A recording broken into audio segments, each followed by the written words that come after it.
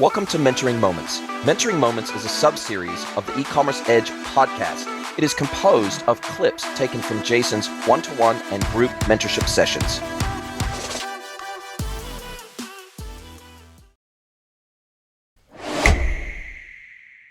Hello, everybody, and thanks again for joining us for Mentoring Moments. And I'm here with Sean Mellis, and we've been having a really good offline conversation around, I guess, if we want to broadly call it, the topic of being a creator, the topic of trying to put art, your art, whatever that might be, written content, long form, short form, video, audio, whatever skills that you've amassed over time, capabilities and natural affinity for certain things that we build over time, just over interest and exposure. How do we then leverage that, not necessarily to become rich or even make money, but how do we put that into the world in such a way that it can reach the broadest audience possible so that it can make the biggest impact possible? Because at the end of the day, nobody likes putting a whole ton of effort and a whole ton of energy into a piece of content or into a framework or into an education program or anything like that. Nobody likes to put the blood, sweat, and tears into something for 40, 50, 60, 80 hours and then have it reach 5 people. Nobody feels good about that, right? And for me, one of the goals of my content is the broadest impact possible, is to help the greatest number of people possible. And so that's why I put out the podcast. That's why I put out content across so many different channels, is because every channel has a slightly different audience base. And what they're looking for from that channel is slightly different. So when people go, even if it's the same human being, when they go to Instagram, they expect to see a certain type of content. When they go to Reddit, they expect to see a certain type of content. When they go to LinkedIn, they expect to see a certain type of content. When they go to YouTube, they definitely expect to see a very specific type of content. And even within something like YouTube, shorts versus long form video, they expect different things. And so I guess what our conversation naturally led us to is, what's the best content for us to be producing? What's the best way to create, for lack of a better term, a funnel to get people from the discovery phase of even finding us? Where do they find us? How do they find us? Then how do we funnel them to maybe an owned platform from a discovery platform to where they can consume our content in detail? And then maybe we've got an upsold product that maybe has an additional value or an additional cost because we think it actually provides so much value. Maybe it's a template. Maybe it's a I don't know, maybe it's a ChatGPT prompt. Maybe it's who knows? There's so many different, I guess, upsells that add genuine value over and above the raw content itself. So many workbooks and Notion templates and Miro board templates. And there's just so many platforms out there now, I think, that people have become true experts in. And what we were really, I guess, talking in general about was, how do we decide what platforms we leverage, how we leverage them, how we create a content flywheel that can drive people to owned platforms? Because, and I use the example of myself.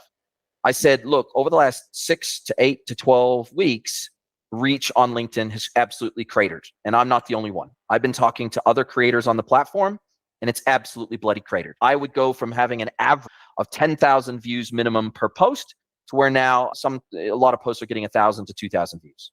Some high-performing posts were getting 20, 30, 40, 50,000 views. Now a high-performing post is getting 10,000 views.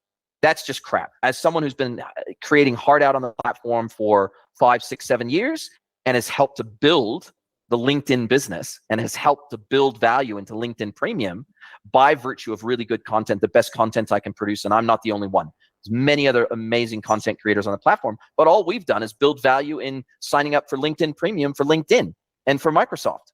And it feels pretty shit when all of a sudden your organic reach drops through the floor, but every single social platform goes through this evolution, right? Where first organic reach is through the roof, they reach critical mass, and then they slowly start dialing back organic reach in favor of paid reach and become a pay-to-play platform instead of a native organic platform. That was always an expectation I had, but I thought LinkedIn would be one of the last platforms to do that because they've got a paid product that's a subscription product. The likes of Twitter has only just rolled out their subscription product for the blue tick or whatever. All the other social platforms, they've never had a subscription model. And so their revenue has been paid ads on their platform. That has been their sole revenue model. And it's worked very well for most of these platforms over the years.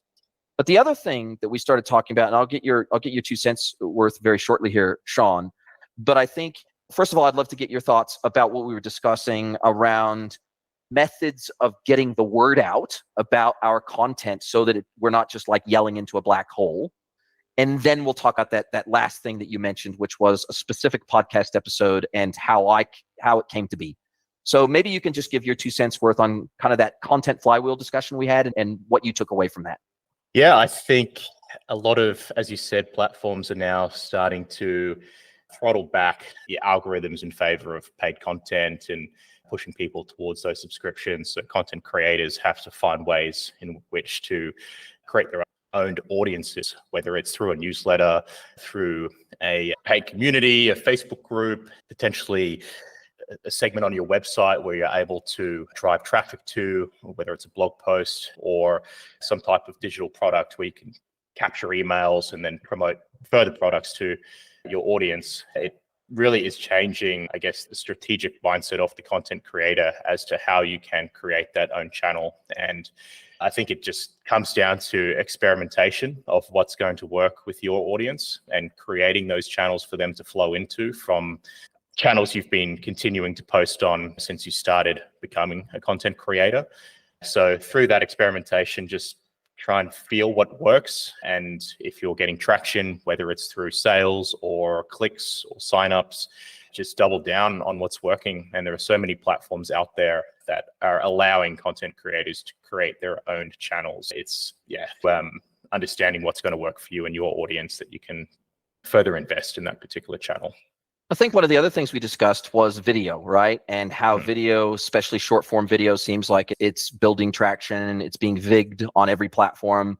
Short form video, Reels, YouTube Shorts, TikTok, basically the shorter the better, 60 seconds or less, short, punchy video seems to be the way to go. But yet I, for example, want to create long form video in the first instance because that's the only way for me to communicate my thoughts fully and completely with detail and depth, and to be able to add what I feel is true value to the conversation around that specific topic. It's really hard to bring that much value in a 60-second or less clip.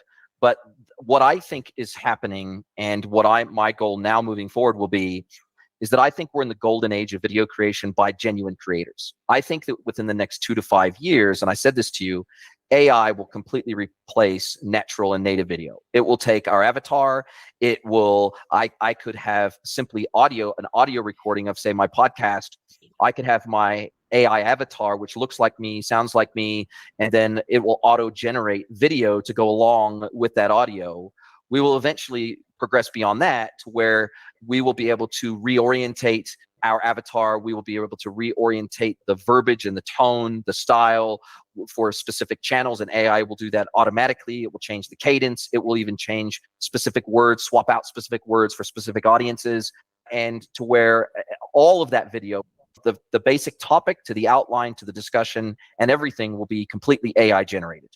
And it will become very difficult to tell the difference. Now, as of today, it's easy to tell the difference between AI video and authentic video. It's apart from maybe deep fake photos, and some deep fake videos are very good, but those deep fake videos that are good that will fool you are professional video editors spending significant amounts of time creating deep fake videos, right? So AI can't create that quality of video yet. Those AI avatars look like fake people, you can tell.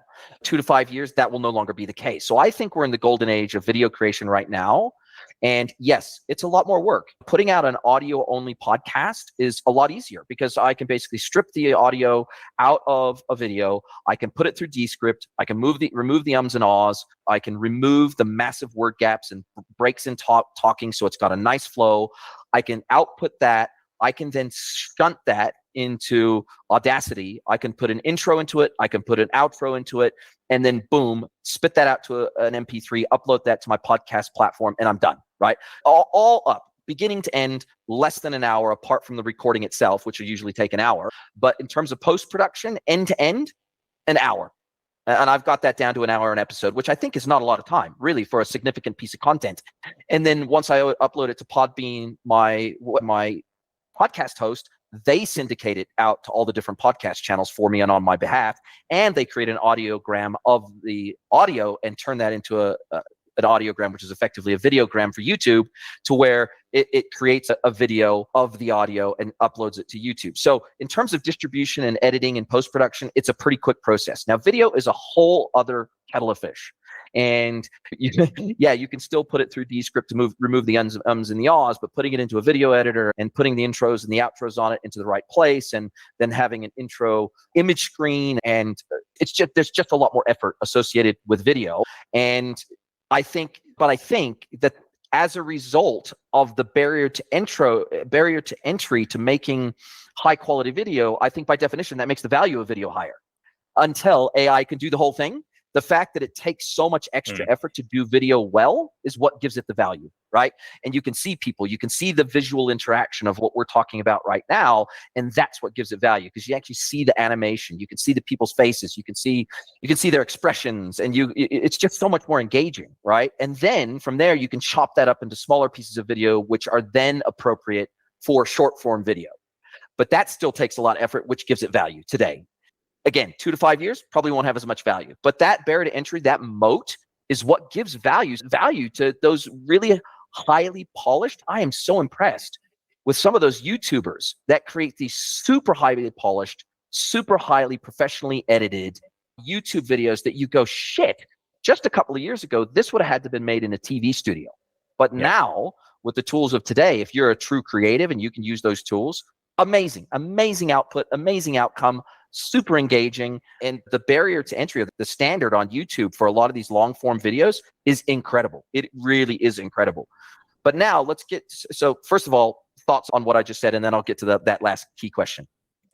Yeah, no, I absolutely agree. It's the barrier to entry that creates the value for the user or the person watching. They understand how much effort has gone into this, and they subscribe for that reason, because the variance between video quality is so large with other content creators across so many different platforms. And there is so much option for people to subscribe to channels of the same topic. You're going to subscribe to the channel that has the highest quality mic, video camera, animations, even down to the voice, the accent and the delivery, all of those variables. You have options across content creators, and you're naturally going to gear towards the one that has the highest quality, that is, I guess, most relevant to what you're looking for and what you preference as a person. So the playing field is totally different now. And you're right, we do have this period of time before AI levels the playing field, where those content creators who have the edge through quality of content, not just what they say and what they present, but the physical look and feel of the content, they're going to win for now. But when AI is able to move the needle for the people who don't have the equipment or the editing capability, that's when things will start to change, and the content creators of tomorrow will be anyone, and that will be interesting. Absolutely game changing, and what's coming down the pipe, and some of the beta test. So I've been asked to participate in beta test of some AI technology, and some of that stuff that I'm seeing out there, I'm thinking of one in particular that works in the social media space and can take specific content and auto-generate clips and push it out automatically to places like Twitter. And there's some really cool stuff coming for creators. But again, that's going to lower that barrier to entry, and it's going to make that type of technology accessible to anyone very cheaply or free. And it's going to be interesting to see how the game changes over the next 2 to 5. But I think the final question that we really talked about was, you referenced a podcast episode that I put out in 2019. I think it was from memory 2019. It was December of 2019. And I spoke ad hoc for about 45 minutes about AI and what I felt were the key risks and dangers of AI through my lens as a technical person, as somebody who's worked in the space for a really long time. And this was before ChatGPT. This is 2019. This is long before ChatGPT became almost a household name, or large language models or AI, before they became a household name. And so I was seeing behind the scenes what was coming down the pike and what I thought that was going to mean for society and culture writ large. And I wasn't trying to be a fearmonger, but I was very clear about what I thought the risks and the benefits of AI were. And I basically called, the open question was, AI, holy grail, or hell on earth? Was that is it one of the two, or is it some kind of combination of those two? And then I started to talk about cultural impacts. I started to talk about the fact that AI ethics is a complete joke. It will never happen, mainly through the lens of the fact that we can't even agree globally on the age of consent, which should be one of the single easiest things we could all agree globally on. We can't even agree on that. So how the hell are we ever going to agree on AI ethics and trying to keep bad actors out of the sector? It's just never going to happen. It's just not a realistic expectation. And that was the kind of the 45 minutes. And I used examples from Elon Musk and a whole bunch of other people. And your key question to me was, how did you do that? How did you prepare for a 45-minute monologue about AI? Did you sit down? Did you write a detailed outline? Did you rehearse? Did you do all these things? And I guess this is going to sound so flippin' arrogant, but I am a little bit unique in that my gift is no prep. I think for that one, I may have written down 3 bullet points on a piece of paper or on my iPhone, in a note on my iPhone at the time, that I wanted to make sure, make sure that in this 45 minutes, you cover at least these 3 topics within the discussion, and then the rest was just winging it. So I had these 3 bullet points in mind that I knew I wanted to cover, and then I was just winging it. And I do literally, for my podcast where I interview people, I literally do 5 minutes of prep before I go on with them max, where I go and I check out their LinkedIn to make sure that I know the person. Oftentimes I already know them anyway, so I don't need to check out their LinkedIn. But if I don't know them that well, then I'll go and check out their LinkedIn. I'll check out their background. I'll check out their website, and maybe have a very brief play with their technology if I can easily access it. But literally, I think the most I've ever spent pre-pepping for a podcast where I interview someone is 10 minutes. That's the absolute max. Even since day one? This is how you... And that's been since day one. And I did that for a very specific reason. I knew I was capable of it. And I knew I was able to stay in my lane and ask questions that were in my lane of expertise. But 2, I wanted to be the Joe Rogan of e-commerce. And I know that sounds super arrogant, and I'll never be the Joe Rogan of e-commerce. I'm never going to have 5 million downloads per episode. That's not me. But the thing I loved about Joe Rogan, and I've been a big fan of his for a long time, is his podcast is 100% conversational. He doesn't have a script. He just has people sit across the desk from him. He has maybe 2 or 3 ideas in mind that he knows about this person, and he wants to ask them maybe 2 or 3 key questions. But other than that, he can speak for 2 or 3 hours in just a friendly conversation, like he's talking to a mate across the table. And I always wanted my podcast to be exactly like that. I wanted it to be conversational. I wanted it to be friendly. I wanted it to be no pressure for me or the guest. And I wanted them to talk about stuff they love and care about. And I talk about stuff I love and care about, and hopefully ask questions that the audience would want to know answers to. And that's it. That's my framework. So I know that won't work for a lot of people. They need to prep. And oftentimes I get many guests that are very uncomfortable about the fact that I do not pre-prep with them. They say, don't you want to have a prep call? Don't you want to agree the questions? Don't you want to send through a list of questions that we're going to talk about so I can prep? And I'm like, no, I don't need that. If you need that, I'm sure I could come up with a few questions I could email you, but why don't we just have a conversation instead? And usually I can get them over the line, and I can make them feel comfortable about that approach when I reference Joe Rogan and I say, hey, it's going to be a conversation similar to that. We're going to sit down and we're going to have a chat. So yeah, like I said, I know that comes across as super arrogant because I know a lot of people are just totally uncomfortable with that approach. But for me, it's the only thing that works for me and my personality. And that's the genuine, honest answer. Yeah. Have you always been a great conversationalist? Is that something that you pride yourself on? And was there a job where you had to speak to a lot of people, or growing up in a particular household? I'm curious to know if you can reference a point in time where you grew that skill. Yes. So I think it was nature and nurture. So the nature part is, so I grew up in a household. My father was an extreme introvert and my mother was an extreme extrovert. Fortunately, I'm like a male version of my mom. My sister's like a female version of my dad. So my sister's an introvert like my dad. I'm an extreme extrovert like my mom. My mom, she grew up, I come from a pretty religious family, and my mom grew up speaking in church and singing in church and going to prison ministry and trying to help people. And she's just always been very outspoken, very outgoing, but she's just never had any fear of speaking in public. And I guess I inherited that from her. And watched her as I was growing up, watched her doing that in very public spaces. And I guess I inherited that completely. I literally, when I go, and I think the largest audience I've ever spoken to in person was about 5,000 or 6,000 people at a conference, and where I had a keynote there. And I literally had people say, don't you get butterflies? Don't you get nervous? And I literally do not. I think I'm missing that genetic thing that makes you scared before you go on stage. I wish in some respects I had it, because it can put focus your brain and keep you right on point. But I just do not have that fear factor thing. I feel my body interprets that as excitement, and my body interprets that, oh, cool, I get to talk about something that I love, and I can't wait. I'm like a horse straining at the bit. Cannot wait to get up there and have this conversation. Whether it's a panel, a roundtable, a fireside chat, a keynote, emceeing an event, I have always been this way since day dot, and I have been doing lots of public speaking since I was younger. So I think it's a combination of practicing and putting myself in lots of opportunities and places and chances to practice that craft and practice that art. But it's also a combination of genetics. I just don't have the fear factor, combined with I've tried to put myself in a position where I get to practice that a ton. So I think it's probably a little bit of the two. Cool. Appreciate it. Makes sense. Awesome, mate. Look, as always, brilliant chat. You always bring good stuff to the table, and I think we always are able to dig deeper on some things than we thought we ever could. So super appreciate it, and can't wait for our next chat. Likewise. Thanks, Jason. If you'd like to get mentored by Jason for free, head over to greenwoodconsulting.net, scroll to the bottom of the page, and click Get Mentored by Jason.